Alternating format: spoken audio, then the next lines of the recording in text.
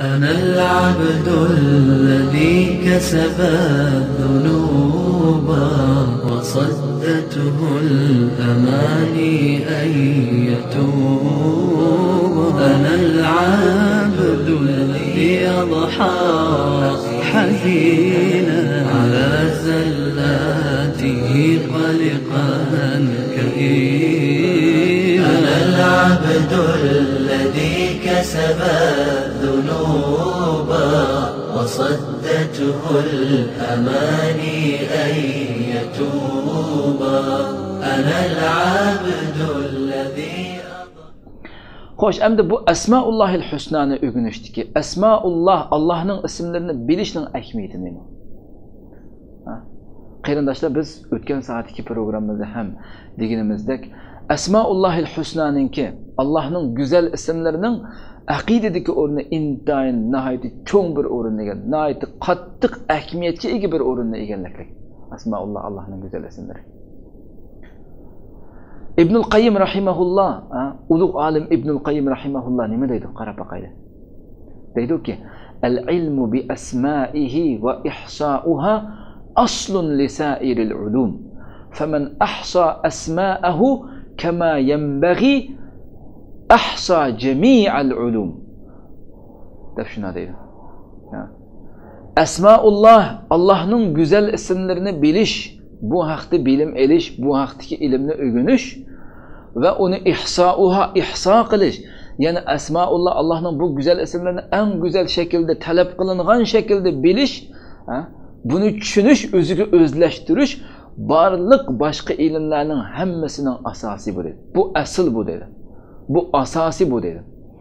Kimiki Allohning go'zal ismlarini haqiqiy ravishda ihso qilsa, to'liq ravishda tushunib o'ziga o'zlashtirsa, u xuddi qanday barliq ilmlarni ihso qilgan, barliq ilmlarni o'rgangan kishi o'xshaydi.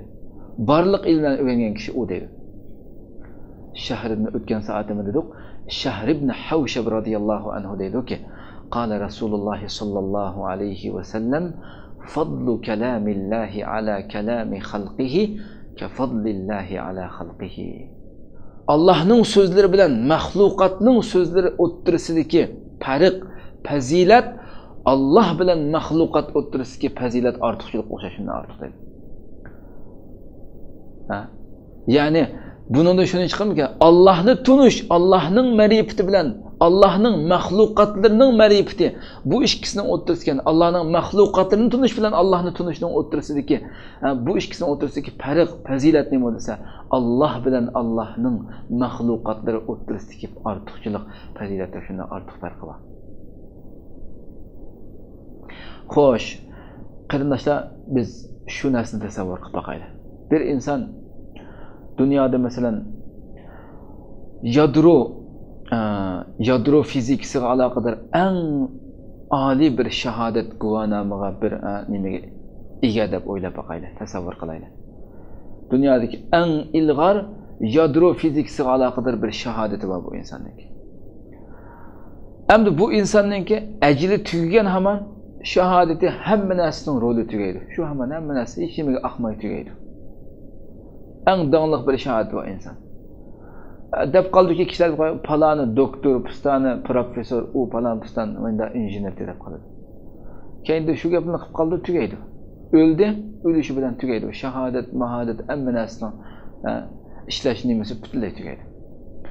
Lekin o'ylab boqaylik qarindoshlar, bir inson Alloh subhanahu va taolani tunisa, Allohni bilsa, haqiqiy ma'rifat tunish talab qilingan, qandoq tunish talab qilingan bo'lsa, shu shaklda tunisa, u o'lgandan keyin ham uning manfaatidan foydalanadi qarindoshlar.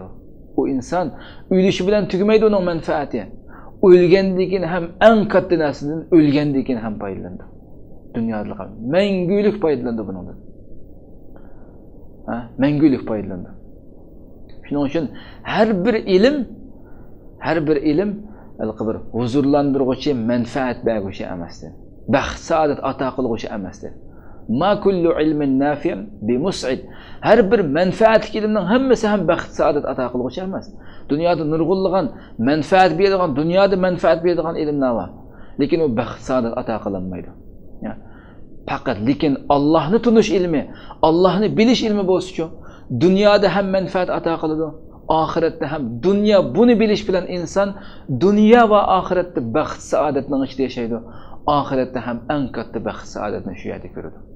Inna lillahi 99 isman mi'atan illa wahida man ahsaha dakhala al-janna deb Rasululloh sallallohu alayhi vasallamning bu hadisini deyishi buning uchun bo'lsa kerak qarindoshlar. Haqiqatan bir inson, bir mu'min Parvardigorining 99 ismini o'zidan talab qilingan shaklda agar o'rganib, buni o'ziga o'zlashtiradigan bo'lsa, uningdan isil mu'min bo'lmaydi qarindoshlar. Uningdan isil axloqli, uningdan isil taqvodor musulmon dunyoda topilmaydi. Shuning uchun Rasululloh jannatga kirishga kifoya bo'ladigan, yetarlik bo'ladigan birdan-bir sababni bu Asmaullohil husnoni ihso qilish degan. Xo'sh, endi kayfa nuhsiha? Buni qanday shaklda ihso qilamiz? Qaysi shaklda? Biz yuqordimi deb o'tdik.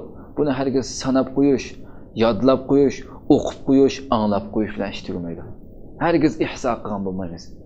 Agarda bu qadar ish bunda oson bo'lgan bo'lsa, qarindoshlar, tarixdan buyon bu yo'l uchun, bu tavhid, bu din uchun to'kilgan qonlar, berilgan qurbonliklar, u narsaning hech biri kerak bo'lmagan bo'ladi. Agar bunda oson bo'lgan bo'lsa, al-ihsoni haqiqiy ravishda, uning mafhum tushuntirishlarini haqiqiy ravishda tunib, lafzini tunigandan boshqa, sonini bilgandan boshqa, uning biz barliq ma'nilarini, uning dalolat qildigan, nimani ko'rsatyapti, nimani talab qilyapti bizdan, bu shaklda bilsak, ondan keyin biz haqiqiy ihso qilgan bo'lamiz qarindoshlar. كسب الذنوب وصدته الأماني أن يتوب أنا العبد الذي أضحى